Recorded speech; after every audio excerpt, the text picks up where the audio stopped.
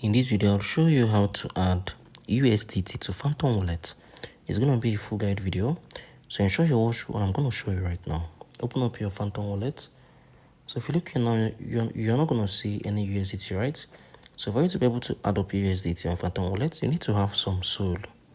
So open up your browser. So I'm going to come on here. Go to Jupiter. So this is it. So wait for it. Just open it up. Remember, you need to have Solana, right? So what you need to do now, this needs to be up. So come on here, type in USDT. So this is it, click on it. So this is it, right? So if you have like, let me say $100 worth of, let me say if you have like one Solana, you can be able to connect. So once I've connected the wallet, okay, let me say I wanna connect it, right? I'm gonna connect it. Wait for it to connect successfully.